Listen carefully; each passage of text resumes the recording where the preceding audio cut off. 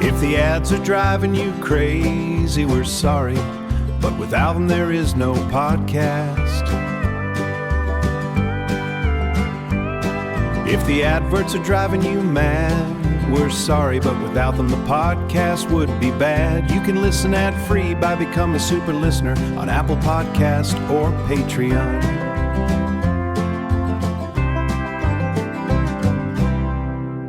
Hello grown-ups. Are you already starting to think about the summer holidays and how to keep the kids busy? Yeah, I thought you might.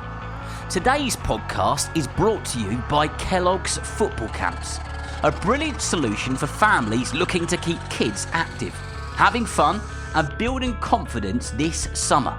With camps for girls and boys aged 5 to 15, Kellogg's are offering over 39,000 free places at sessions hosted by over 70 pro football clubs across the UK. From Colchester to Cardiff, Glasgow to London. It's a great chance for kids to get out, to play football and make new friends over the summer break.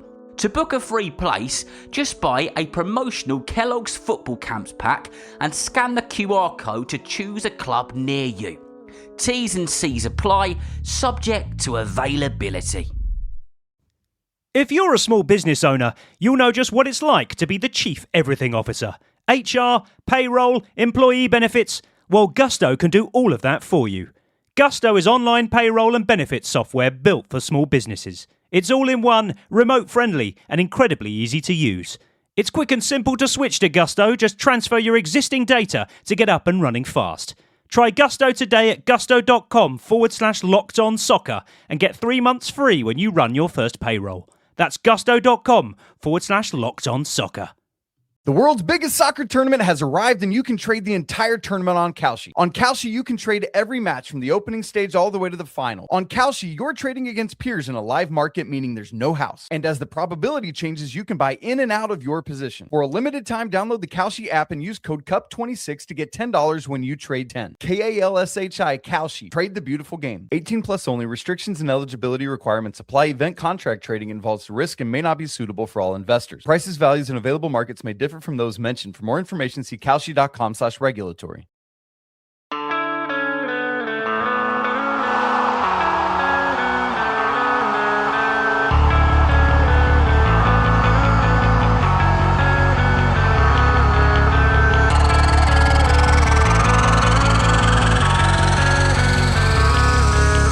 Hello and welcome to the Football for Kids podcast with me, Darren Rees, and welcome to week 2 at the FIFA World Cup.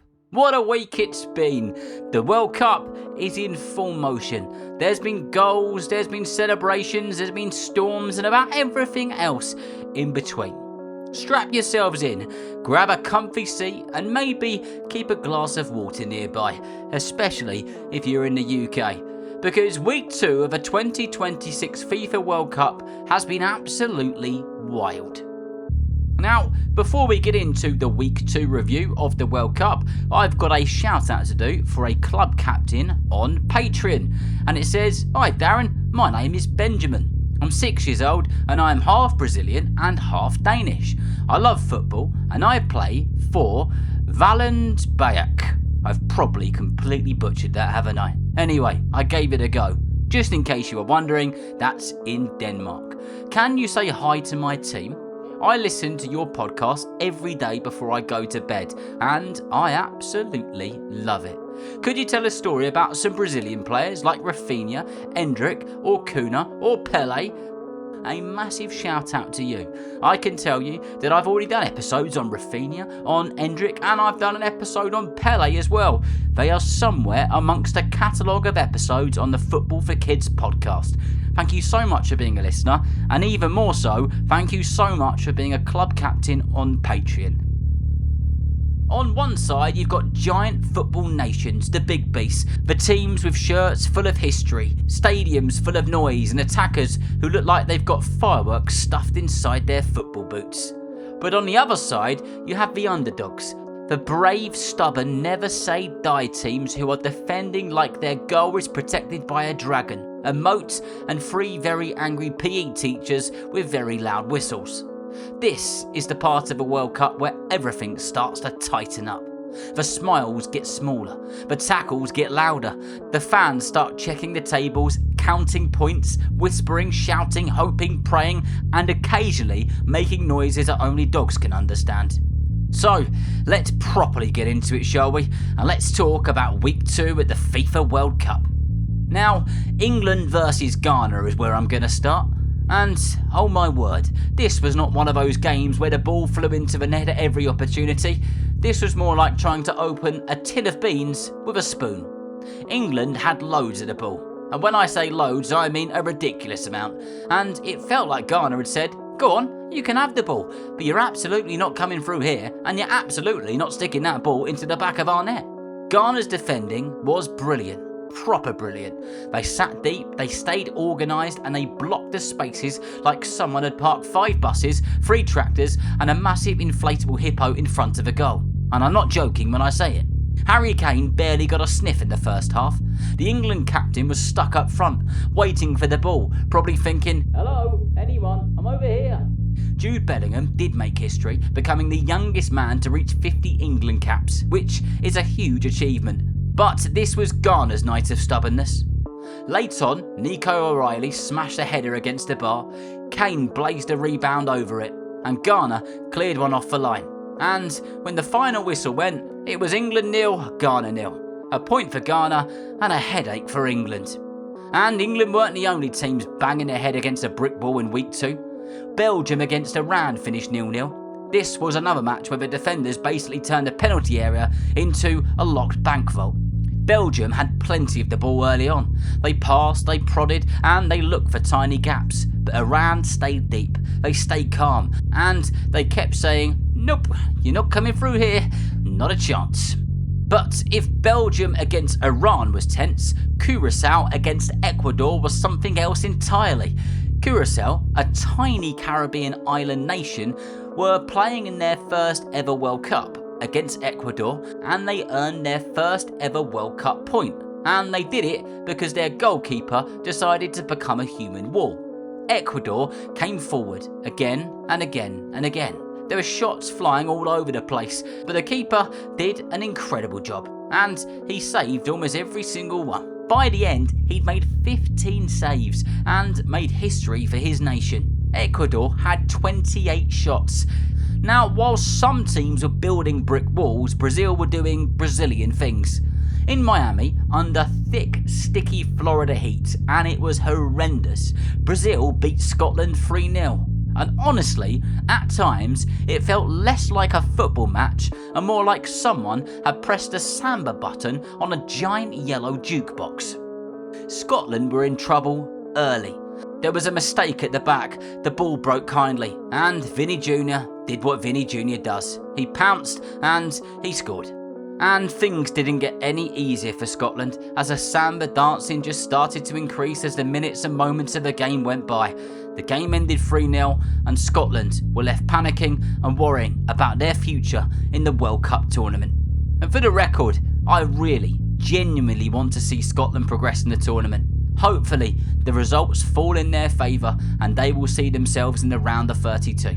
Next, we need to briefly talk about Colombia against Congo, and this was one of those games where one team attacks and attacks and attacks, and the other team's goalkeeper decides to become a final boss in a video game. And after trying and trying and trying, Colombia eventually scored and they won the game 1-0. It wasn't pretty, it wasn't easy, but at the World Cup, sometimes you don't need fireworks, sometimes you just need one door to open. And that is exactly the story of that game. Then came Uruguay against Cape Verde, and this was one with pure World Cup chaos in Miami. Cape Verde, who were playing in their very first World Cup, went toe-to-toe with Uruguay, one of the grand old names of a tournament, one of the winners of a tournament. Both halves were full of drama and chaos, and Cape Verde, who have a population which is similar to the city of Leeds in England, ended up drawing 2-2 with former world champions Uruguay. And while some teams are locking the doors and hiding the keys, a few of Europe's big hitters decided to bring out the football fireworks. Portugal battered Uzbekistan 5-0 in Houston, with Cristiano Ronaldo scoring twice. We covered the big Ronaldo World Cup record properly in our goals episode, so if you haven't checked that out, then, well, give it a listen after this.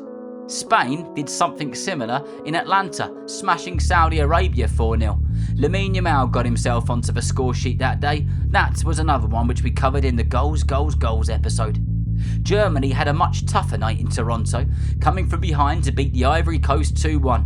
But the former world champions got the business done. And then the Netherlands thumped Sweden 5-1, with Cody Gakpo and Brian Brobby causing absolute mayhem. Different cities, different shirts, the same message. When the big teams click, they don't just seem to knock on the door, they boot it clean off the hinges. Now, let's just briefly talk about a couple of the hosts. First, Mexico, and inside the mighty Estadio Azteca in Mexico City, the noise must have been loud enough to rumble the nachos off the Mexican fans' laps. Mexico beat Czechia 3-0, and the second half turned into a proper home party explosion. But one of the biggest cheers of that game was when the legendary Mexican goalkeeper, Guillermo Ochoa, came onto the football pitch. The 40-year-old goalkeeper came on near the end, in what would be his 6th World Cup tournament. The crowd rose for him, and you can imagine the sound. Old memories, new dreams, and one giant thank you rolled throughout the stadium. Canada, meanwhile, had a tougher night in Vancouver. They lost 2-1 to Switzerland. But even with the defeat, Canada reached the knockout stages of the World Cup for the very first time. So that meant that Mexico danced and Canada stumbled forward, but both are still alive. All of that has happened in week 2, plus plenty more, because week 2 of the 2026 FIFA World Cup has been a little bit bonkers.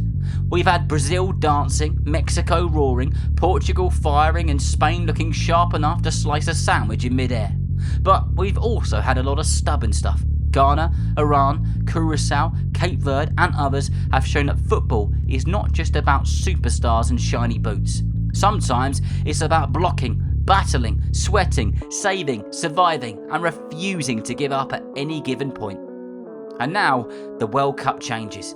The group stages are beginning to fade. The knockout rounds are beginning to appear. One match, one chance, one dream. There will be late goals, there will be penalty shootouts, there'll be people crying with laughter and people crying with sadness. The World Cup is alive, it's roaring, and it's ready to break a few more hearts in the process. So, strap yourselves in, because there's still a very long way to go.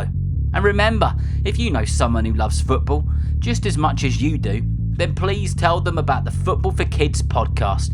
And whether you're playing football soon, watching it on the telly or pitchside, I hope that you enjoy the game. See you next time.